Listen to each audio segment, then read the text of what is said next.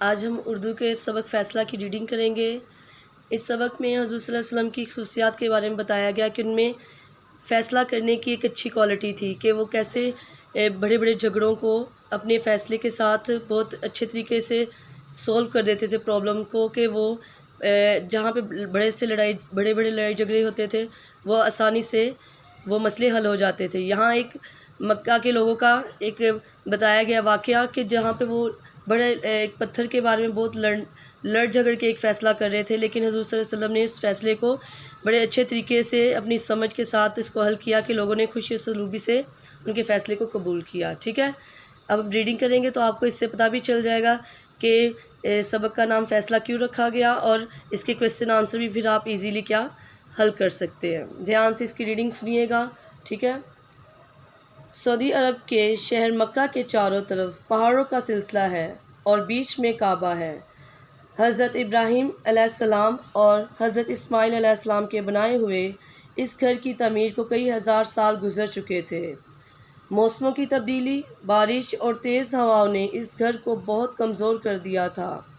یہ کعبہ کے بارے میں کہا گیا ہے کہ یہاں پہ کیا موسموں کی تبدیلی اور بارش کی وجہ سے کعبہ کی کیا ہو گئے تھے، کافی ہزاروں سال پہلے تعمیر ہوئی تھی نا، تو اس کی وجہ سے بہت زیادہ کمزور ہو گیا تھا یہ گھر۔ ٹھیک ہے، اللہ کا یہ گھر، یہ حضور صلی اللہ علیہ وسلم کی نبوت سے پہلے کا واقعہ ہے۔ دور دور سے لوگ کعبہ کا طواف کرنے آتے تھے، اسی وجہ سے مکہ کے لوگوں کا کاروبار بھی بہت بڑا ہوا تھا۔ کعبہ کی خدمت اور حفاظت کی وجہ سے ان لوگوں کی بھی بہت عزت تھی، یعنی کہ وہ لوگ کعبہ کی عزت کرتے تھے، کعبہ کی خدمت کرتے تھے، حفاظت کرتے تھے، اس وجہ سے ان کا کاروبار بھی بہت بڑا ہوا تھا لوگوں کا، مکہ کے رہنے والوں کا۔ ٹھیک ہے، اور یہ واقعہ حضور صلی اللہ علیہ وسلم کی نبوت سے پہلے کا ہے۔ کعبہ کی عمارت کی کمزوری دیکھتے ہوئے سب ایک جگہ جمع ہوئے اور عمارت گرا کر نئی عمارت بنانے کا فیصلہ ہوا۔ ٹھیک ہے، انہوں نے ایک فیصلہ کیا کہ ہم یہ عمارت کیا کریں گے، نئی بنائیں گے، کیونکہ یہ کمزور ہو چکی ہے۔ یہ فیصلہ انہوں نے بہت ڈرتے ڈرتے کیا کہ کہیں اللہ تعالیٰ کعبہ گرانے پر ناراض نہ ہو، کیونکہ اللہ کا گھر ہے نا کعبہ، تو انہوں نے سوچا کہ اگر ہم گرائیں گے تو اللہ ناراض نہ ہو جائے۔ لیکن نئی عمارت کے بنانے کے لیے پہلی عمارت گرانا ضروری تھی۔ آخر ولید بن مغیرہ نے کھدال پکڑی اور ایک دیوار گرائی۔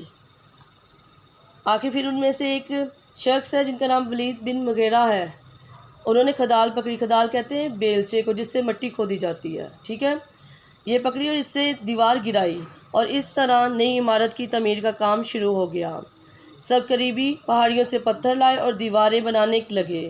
اس کام میں حضرت محمد صلی اللہ علیہ وسلم اور آپ صلی اللہ علیہ وسلم کے سارے چچا بھی شامل تھے اس گھر کی تعمیر میں۔ ٹھیک ہے، کعبہ کی پرانی دیوار میں مشرق کی طرف ایک کالا پتھر تھا اور اب بھی ہے، اس کو حجر اسود یعنی کالا پتھر کہتے ہیں۔ عرب اسے بہت مبارک سمجھتے تھے اور اسلام میں بھی اس کا خاص مقام ہے اس پتھر کا۔ ٹھیک ہے، اسے حجر اسود بھی کہتے ہیں۔ ٹھیک ہے، کالا پتھر جس کو کہہ رہے ہیں۔ کعبہ کا طواف اسی پتھر سے شروع کرتے ہیں۔ ٹھیک ہے، حضور صلی اللہ علیہ وسلم اسے بوسہ دیتے تھے، اس لیے مسلمان بھی ایسا ہی کرتے ہیں۔ یہ جو پتھر حجر اسود ہے، اس سے کعبہ کا طواف شروع ہوتا ہے، اور اس کو یہ ایک روایت ہے کہ اسے حضور صلی اللہ علیہ وسلم بوسہ دیتے تھے، اب کیا مسلمان بھی ایسا ہی کرتے ہیں۔ ٹھیک ہے، دیواریں اونچی ہوئیں تو یہ پتھر رکھنے کی باری آئی۔ اب دیکھیں، جب دیواریں بننے کا کام شروع ہوا، پھر آہستہ آہستہ تعمیر کا کام شروع ہو گیا، پھر کیا ہوا، یہ پتھر رکھنے کی باری آئی ہے۔ ٹھیک ہے، وہ تمام قبیلے جو اب تک مل جل کر کام کر رہے تھے جھگڑنے لگے۔ اب جہاں تک یہ آپ دیکھ رہے ہیں کہ یہاں پہ انہوں نے کہا ہے کہ بہت اچھے طریقے سے کام ہو رہا تھا، سب مل جل کے کام کر رہے تھے، لیکن جب پتھر رکھنے کی باری آئی تو اب کیا ہوا، جھگڑا شروع ہو گیا ان میں، کیونکہ ہر قبیلہ یہ چاہتا تھا کہ وہی یہ برکت والا کام کرے۔ جھگڑا اتنا بڑھا کہ تلواریں نکل آئیں۔ آخرکار ایک بزرگ جن کا سب احترام کرتے تھے نے تجویز دی، یعنی انہوں نے ایک آئیڈیا پیش کیا نا، کہ کل جو بھی قریشی سب سے پہلے باب صفا کی طرف سے اندر داخل ہو وہی یہ پتھر رکھے۔ ایک بزرگ نے پھر آئیڈیا دیا کہ کل جو بھی سب سے پہلے آئے گا وہ باب صفا کی طرف سے اندر داخل ہوگا، وہ یہ پتھر رکھے گا۔ یہ رائے سب نے مان لی۔ کعبہ کے گرد ایک چار دیواری ہے، اس کے دروازوں میں سے ایک دروازہ جو صفا پہاڑ کی طرف ہے سے باب صفا کہلاتا ہے. ٹھیک ہے، یہ جو ایک دروازہ ہے جو صفا پہاڑ کی طرف ہے اس کو کیا کہتے ہیں؟ اس لیے باب صفا. باب کا مطلب ہے دروازہ.